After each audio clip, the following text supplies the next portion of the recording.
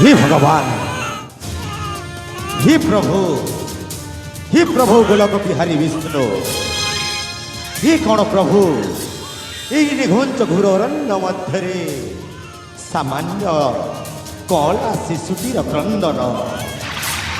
हेले पथ पर पथ अतिक्रम करे आसिली अनेक दूर हेले केजाणी कौटी तो दृश्य होनी से शिशुपुत्रटीर जाए किसी पद आग को जाई देखे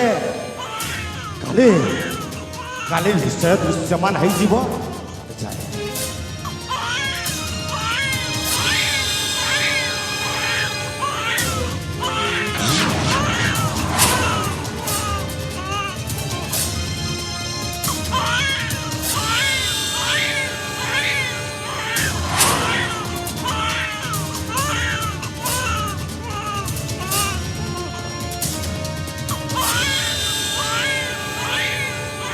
हे प्रभु,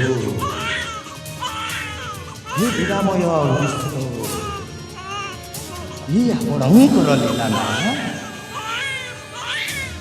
गोटाए नवजात शिशुपुत्रटी को जन्म दे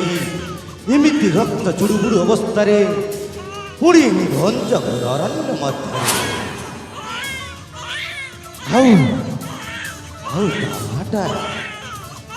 शून्य अवस्था पड़ी रही निघंज निछाटिया जगह ना सर्वप्रथम शिशुर माँ को सेमिति हेले मध्य ताको चेता शून्य करने को पड़ो मते जाए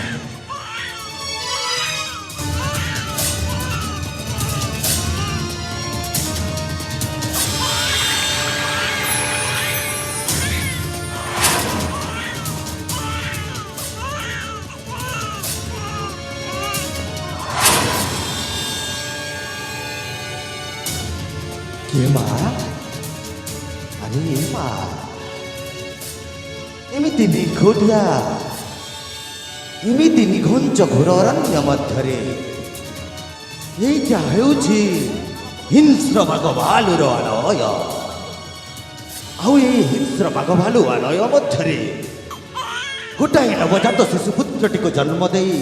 एमिति रक्ताक्त अवस्था पड़ी रही कौन पाई गिलो माँ प्रकाश कर माँ के आपण बाबा ए हत भागिनी को एमिति कथा पचारुछ कौन आपण को परिचय कहि पारिब आम्बे हेलो त्रिकालदर्शी हमा आजन्म बाल ब्रह्मचारी ऋषि मारे अघोरी नामरे नामित फर फर हई उड़ुअछि विजय केतन आउ ए निघंच घोर अरण्य मध्य छोटिया कुष्ठीरटीए निर्माण करी आम्भे जप तप आउ ध्यान करिबा हेउछि आम्बर एकांत काम्य हेले मा मु गोटाए कथा ए पर्यंत बुझी पारिलिनि जे एमिति कौन एई नवजात शिशु को देखिला मात्र के आओ तुम शरीर अंग आभूषण को देखिला मात्र को मन पड़े जेमिति आपण हेउछंती गोटाए राजकीय परिवार निश्चय हेइथिबे तेबे हे माता अविलंबे फेड़ी कह विगत दिनर सकल वृत्तांत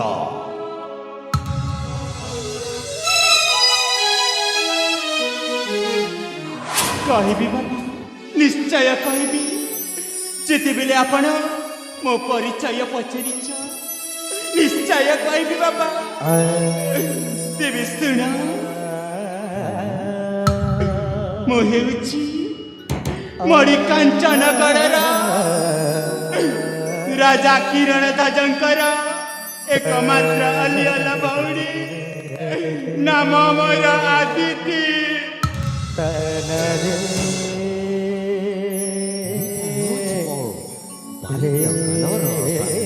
हाँ बाबा मो नाम हेउछि आदिति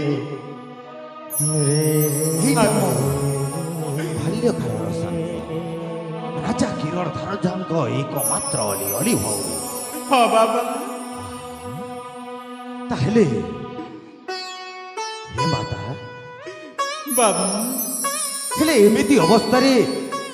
ନିଜ ରାଜ୍ୟକୁ ଛାଡ଼ି ନିଜ ବାସସ୍ଥାନ ଛାଡ଼ି ପୁଣି ଏଇ ନିଘଞ୍ଚ ଘୋର ଅରଣ୍ୟ ମଧ୍ୟରେ କେମିତି କହିବେ ବାବା ତାହେଲେ ମୋ ଦୁଃଖର କାହାଣୀ ଆପଣ ଶୁଣିବାକୁ ଚାହୁଁଛ ତାହେଲେ ଶୁଣ ମୁଁ ଜଣେ ଚାକର ପୁଅକୁ ଭଲ ପାଇଲି ବୋଲି ଆଜି ମୋର ଏଇ ଅବସ୍ଥା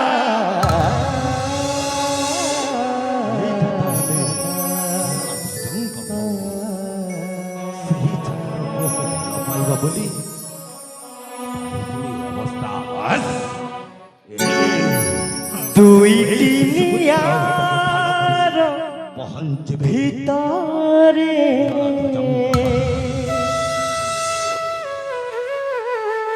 ଜଳୁଛି ଜୀବନ ଆଜିରେ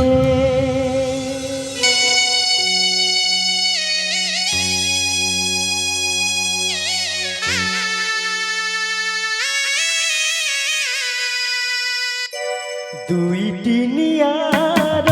ভিতরে জড়ুছি জীবন আজিরে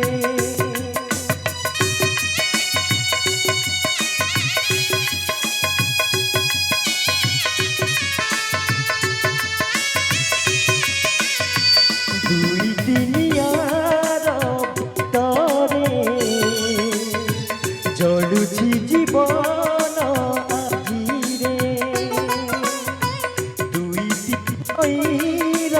সুরে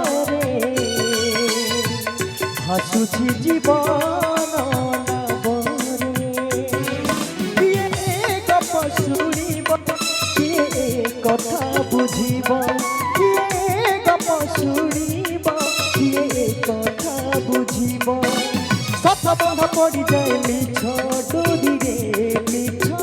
ডোরিরে